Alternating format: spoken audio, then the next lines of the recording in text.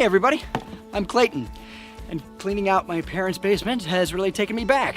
I found old toys and games and clothes I used to wear, and boxes of video cassettes. It reminds me of the time when I used to work in a video store. Rewind! Whoa, I'm a teenager again! Totally rad! Okay, so like when I used to work here, I had a very special responsibility. It was my job to go around the store looking for customers who looked lost or confused. They're trying to find that movie that starred that guy who was in that other movie that one time. Oh, and it's set in the jungle. It was up to me to help them find what they were looking for. That's how I showed kindness. Now, kindness is showing others that they are valuable by how you treat them.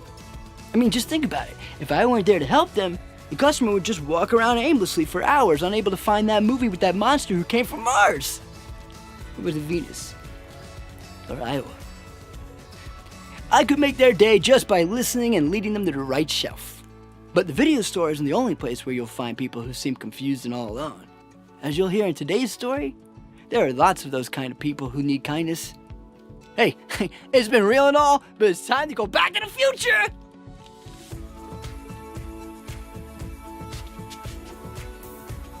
I'm stuck here? Bogus.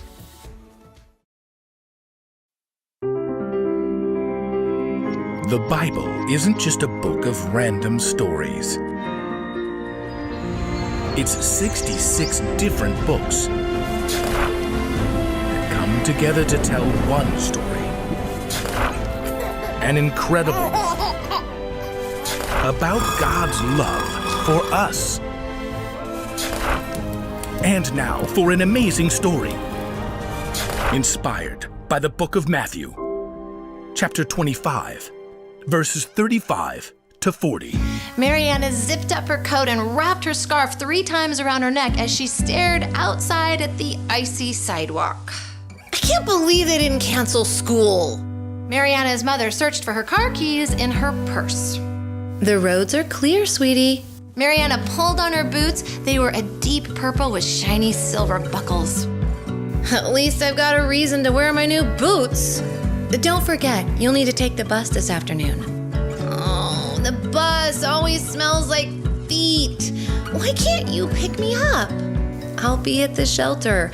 They need extra volunteers with the cold and so many people coming in. Great. Help everyone else but me. What was that? Nothing. Regina raised an eyebrow and just pointed to the small framed poster near the door. It had been there for as long as Mariana could remember. Yeah, okay, I know. Read it anyway.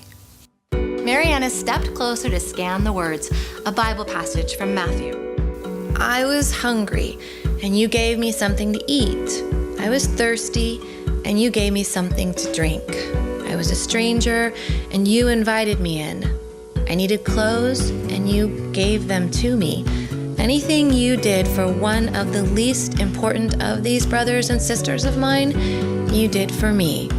Regina smiled. And who? It's Jesus talking. Helping people at the shelter is like helping him. I get it. Mariana knew the work her mother did to help homeless families at the shelter was important, but sometimes it just felt like it got in the way. Sighing, she shoved open the door and stepped out into the icy cold. At school, Mariana shrugged off her coat, and her friend, Felicity, she nudged her and pointed. Who's that? The seats were all empty, except for a tall, dark-skinned girl with close-cropped curly hair. She sat clutching her coat around her. It went well below her knees, but her feet were barely covered by a pair of sandals. Who wears sandals in the snow? Pretty sure that's a guy's coat. No one was talking to the girl. Mariana wondered if she should go over. Everyone dashed for their seats. Their teacher, Mr. Heisman, gestured to the new girl and then began sorting their test papers. This is Adama, and she comes from the Congo and Central Africa. The new girl managed a tiny smile, but Mariana could tell that all the curious stares made her nervous. want you to make her feel welcome. Now, let's take a look at your math tests. Adama didn't say a word all morning.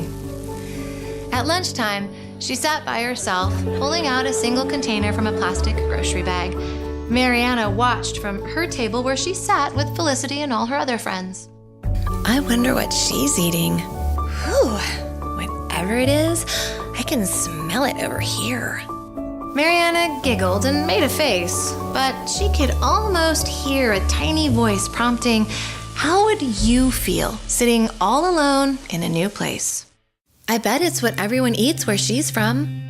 Mariana had almost made up her mind to take her tray and go sit with Adama when, once again, filled with a bit of guilt and relief, she jumped up with the rest of her class and went to the gym. Miss Marks, the PE teacher, shooed everybody into the locker rooms. 4 minutes. I want y'all dressed out for volleyball and, Adama, right?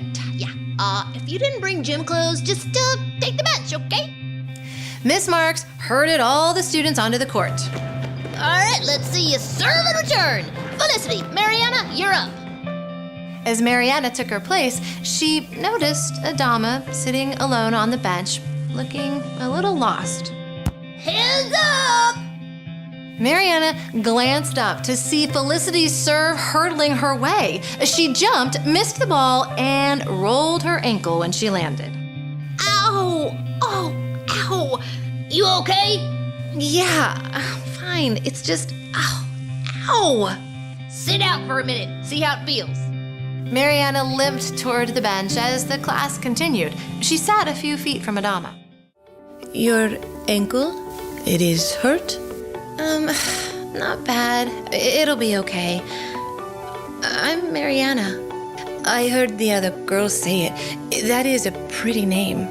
Well, so is yours. It's different. Not where I'm from. What was it like? Your home? Very beautiful, but we had to leave when I was very young. My family, we were in a camp until we came here last week. Oh. Mariana glanced down at Adama's sandals. Is that why? The agency did not have shoes in my size. Mariana glanced down at her well-worn gym shoes, and she thought about her spiffy new boots. And her mind jumped to the words she had read just that morning. Anything you did for one of the least important of these brothers and sisters of mine, you did for me. Mariana took a deep breath. I've got a pair of boots in my locker you could have, brand new. I bet we're the same size. Oh, no, I cannot. Oh, please. They're perfect for the snow. Thank you. Mariana grinned, and Adama slowly smiled back. Later, when the girls were changing after class, Felicity raised her eyebrows as she looked at Mariana. Sneakers with a skirt. That's kind of weird. What happened to your boots? I have an old pair at home. Hey, you should talk to Adama. She's really cool. Mariana knew she wouldn't be able to get another pair of new boots this year, but it was totally worth it knowing Adama wouldn't have cold feet as she tried to adjust to a new home.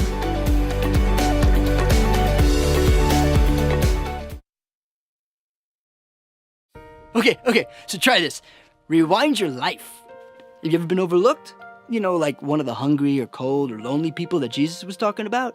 Or maybe you felt like everyone around you has someone to talk to except for you. In times like that, it always feels good when somebody steps out and makes a connection with you. Someone sits next to you at the lunch table, someone asks how you're feeling when you're having a bad day, someone offers to lend a hand when you could really use one. If those kind of things made you feel better, think of how your kindness can make others feel. But that type of kindness takes a little bit of work.